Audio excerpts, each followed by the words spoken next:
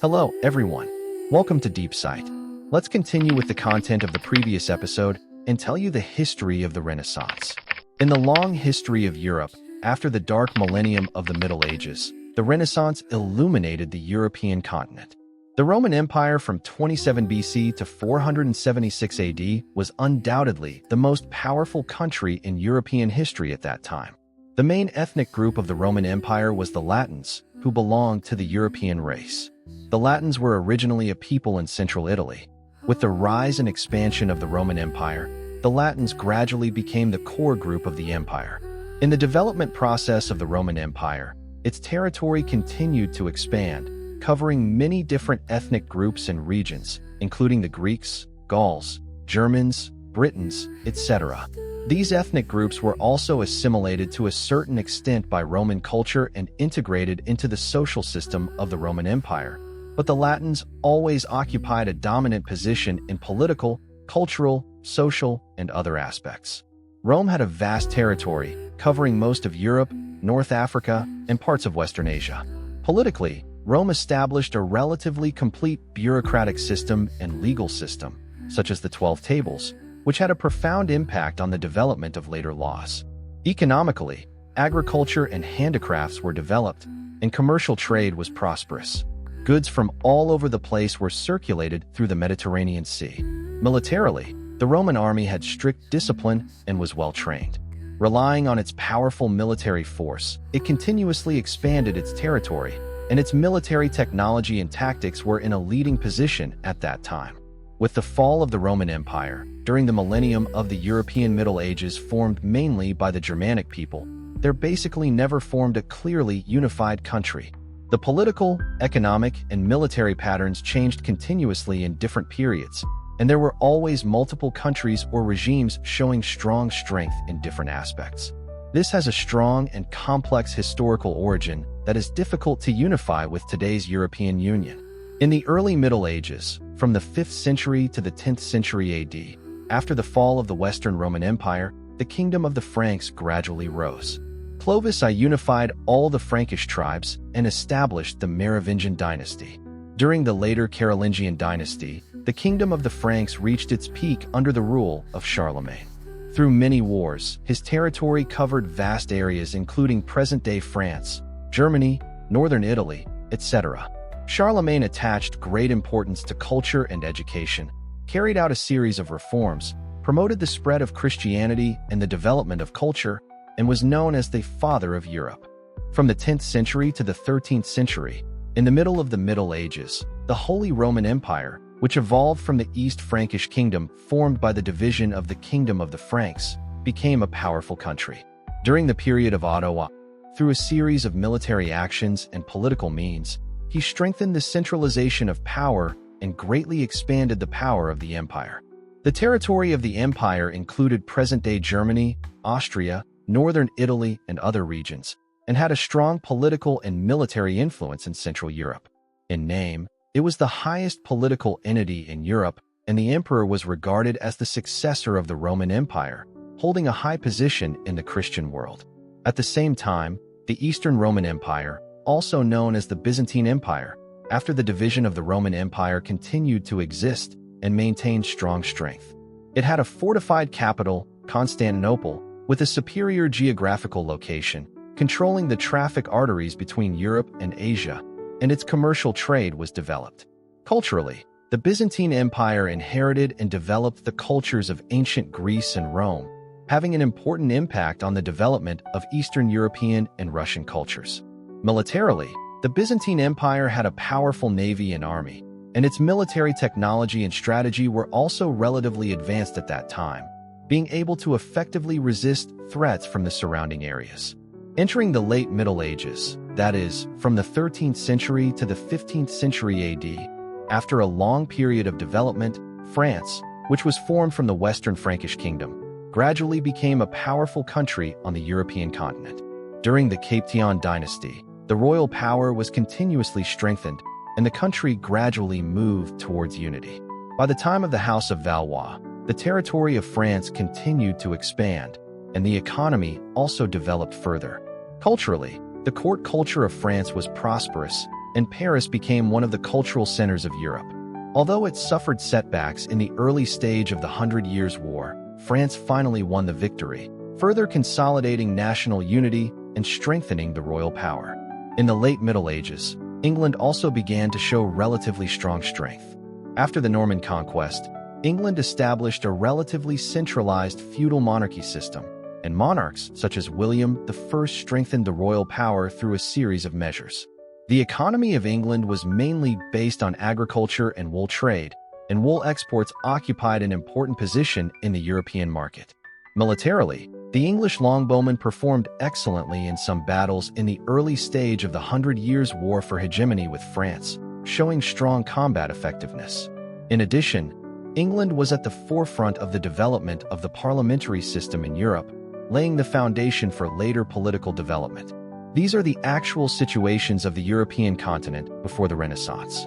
Due to this special history and geographical location, the Renaissance originated in Italy and continued on this land from the end of the 13th century to the end of the 15th century. Italy is an ancient land full of history. The ancient Roman civilization left a deep heritage here. Ancient architectural ruins, magnificent sculptures, and literary works that have been passed down through the ages have built an inexhaustible cultural treasure house, providing a rich soil for the germination of the Renaissance. At that time, the urban economy of Italy was booming. Cities such as Venice, Genoa, and Florence were like pearls inlaid along the Mediterranean coast. Taking Florence as an example, its wool textile industry was extremely developed. In countless workshops, workers skillfully operated the looms, and the exquisite cloth produced was sold all over Europe. With economic prosperity, the emerging bourgeoisie rapidly rose. They accumulated a large amount of wealth and had an increasingly strong pursuit of spiritual culture. They were eager to break through the ideological and cultural imprisonment of the church since the Middle Ages and seek a cultural atmosphere that paid more attention to human beings themselves. The introduction of papermaking and printing provided a powerful technical support for cultural dissemination. In such a favorable environment of timing, location, and human harmony, the Renaissance quietly kicked off in Italy. In the field of literature, Dante is a giant star that pierces the night sky. He lived in the turbulent period of Florence and personally experienced political disputes and social changes. With profound thinking about human nature, morality, and religion, he spent more than 10 years creating the immortal masterpiece, The Divine Comedy. In this work, Dante uses the techniques of dreams and symbols to tell about his wonderful travels in hell, purgatory, and heaven. He arranges various characters in society at that time, such as greedy popes and cruel monarchs, in different levels of hell and mercilessly criticizes their evil deeds. In heaven, he depicts the beauty enjoyed by the souls with noble virtues and firm beliefs. Through the Divine Comedy, Dante guides people to think about the meaning and value of life and explore the true meaning of morality and faith. Giovanni Boccaccio, a literary giant of the same era as Dante, also made outstanding contributions to the development of literature during the Renaissance. His Decameron was born during the period when the Black Death raged in Europe. At that time, Boccaccio witnessed countless people dying in Florence, and social order fell into chaos. Against this background, he created the Decameron. The story tells that 7 young women and 3 young men, in order to avoid the plague, went to a villa on the outskirts of Florence. Each person told a story every day, and a total of 100 stories were told in 10 days.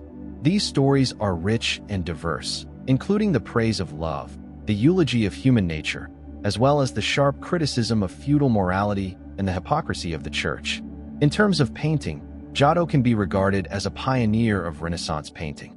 He was born into a peasant family and showed a strong interest and extraordinary talent in painting since childhood. In the era when Giotto lived, medieval painting was highly stylized, and the figures were rigid and lacked vitality. Giotto was determined to break this situation. He carefully observed the people and things in life, and tried his best to integrate true emotions and vivid images into his paintings.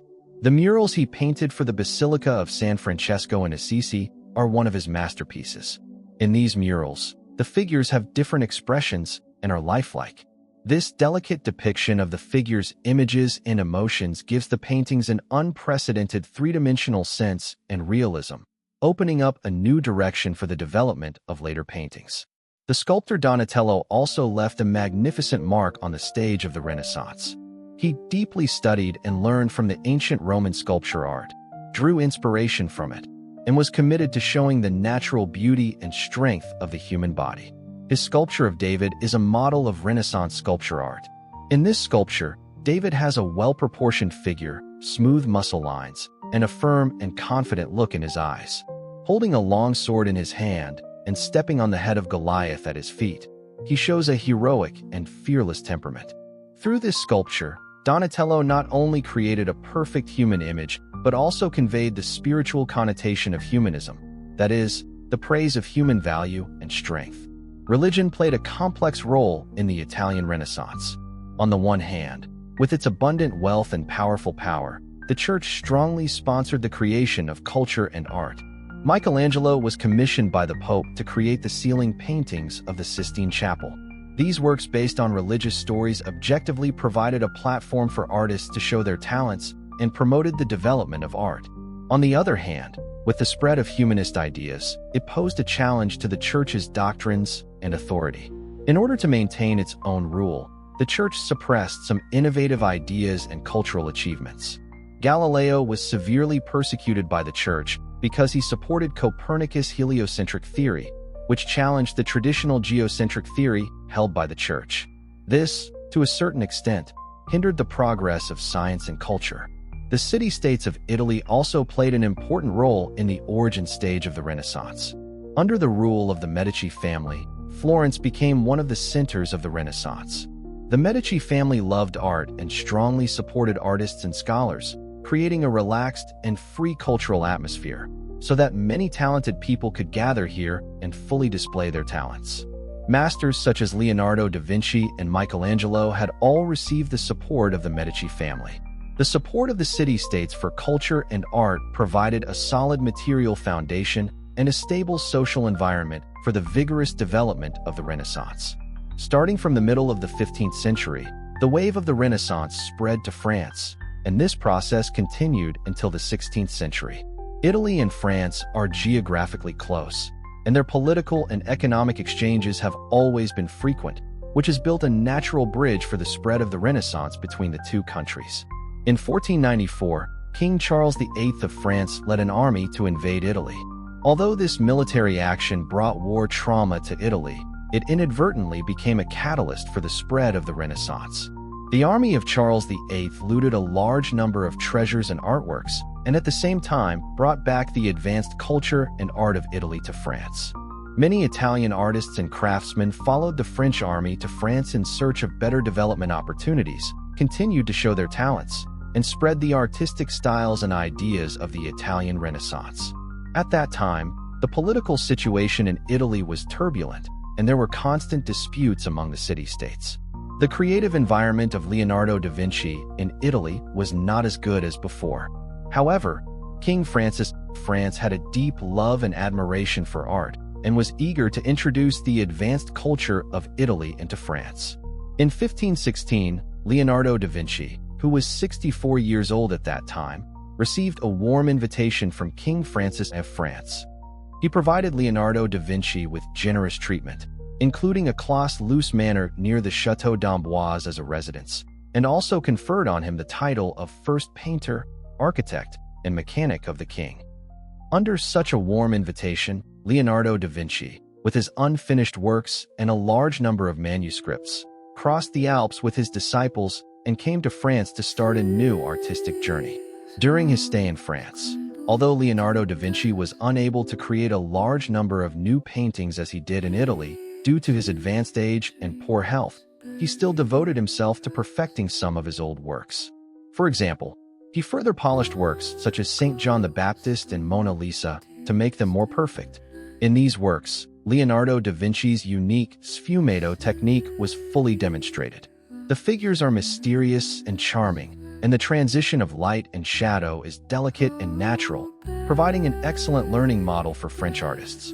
He also painted some decorative works for the French court, incorporating the painting styles of the Italian Renaissance into them. These works, with their exquisite craftsmanship and unique artistic charm, fascinated the entire French court. Leonardo da Vinci's talents in scientific research and engineering design were also displayed in France. He continued to study anatomy in depth. By dissecting corpses, he had a deeper understanding of the human body structure and recorded this knowledge in his manuscripts. He also designed some mechanical devices for the French king, such as bridges and siege engines. Although some of the designs could not be actually built due to the technical limitations of the time, his design drawings and concepts showed advanced scientific thinking and innovative spirit, providing new ideas for the development of engineering technology in France. For example, the principle of his design screw elevator had a certain inspiring effect on the development of construction equipment in France later. Many young French artists and scholars gathered around Leonardo da Vinci, and he generously shared his artistic insights and creative experiences with them. He guided young artists on how to observe nature, grasp the proportions of the human body, and use painting techniques such as color and light and shadow.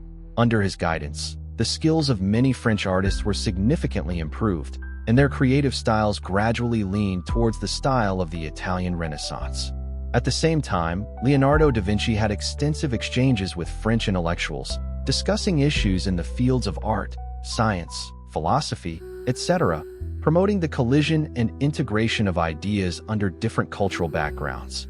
Leonardo da Vinci's painting style broke the relatively rigid and single situation of traditional French painting. His accurate depiction of the human body structure, ingenious use of light and shadow effects, and unique composition methods brought new vitality and vigor to French painting. French artists began to imitate his style, pursuing a more realistic, vivid, and emotional artistic expression. For example, in portrait painting creation, Jean Clouet borrowed Leonardo da Vinci's technique of depicting the facial expressions and details of the characters, making the characters in his works more vivid and three-dimensional. In the field of landscape painting, Leonardo da Vinci's delicate depiction of natural landscapes and creation of a sense of space influenced the way French painters expressed natural landscapes, making French landscape painting gradually develop from a simple background description to an independent art form. Leonardo da Vinci's concept of closely combining scientific knowledge with artistic creation was widely spread in France. His research achievements in scientific fields such as anatomy, optics, and mechanics, as well as his application of scientific principles in painting and architectural design, made French artists and scholars realize that science and art were not independent of each other, but complementary. This concept inspired French artists' interest in scientific knowledge, and many people began to study natural science knowledge and try to integrate it into their artistic creations. In the field of architecture, French architects began to pay attention to the scientificity and rationality of the building structure and used mathematical principles to design the proportions and layouts of buildings, making the buildings both beautiful and practical. For example, in the expansion project of the Palace of Fontainebleau, the application of scientific principles was reflected in the design. The building structure was stable, the spatial layout was reasonable, and at the same time, the decoration was exquisite, showing the charm of the integration of science and art. Leonardo da Vinci's aesthetic concept emphasized the beauty of nature, the beauty of harmony, and the central position of human beings. He believed that art should imitate nature and show the order and harmony of nature. In his works, whether it was a grand historical scene or a delicate depiction of characters, it reflected respect for the laws of nature and praise for the brilliance of human nature. After this aesthetic concept was spread in France, it prompted a profound transformation of French aesthetic concepts. French artistic creation gradually shifted from mainly serving the decorative needs of religion and the nobility in the past to paying attention to nature, human nature, and real life. Leonardo da Vinci's rich artistic practices and profound artistic theories provided an important reference for the reform of the French art education system. He attached importance to the cultivation of students' observation ability, imagination, and creativity, and emphasized improving artistic literacy through observing nature and studying classic works. In France, many art academies began to borrow Leonardo da Vinci's educational concepts and methods to reform the traditional art education model. The teaching content was no longer limited to the simple teaching of techniques, but increased the study of natural science knowledge, human history, and art theory. For example, in some art academies in Paris, students were required to carry out a large number of sketching exercises, observe the forms of all things in nature, and at the same time study knowledge such as anatomy and mathematics to better understand and express the human body in space. The reform of this education system has cultivated a large number of artists with innovative spirit and comprehensive qualities, providing a solid talent foundation for the continuous development of the French Renaissance. Leonardo da Vinci's experience in France injected powerful impetus into the French Renaissance. With his outstanding artistic achievements, advanced scientific concepts, and unique aesthetic concepts, he comprehensively influenced the development of French art, science, culture, and other fields, becoming an indispensable key figure in the process of the French Renaissance. His influence illuminated the path of the development of culture and art in France, and even the entire Europe. Since then, French nobles and scholars have had a strong interest in Italian culture and art.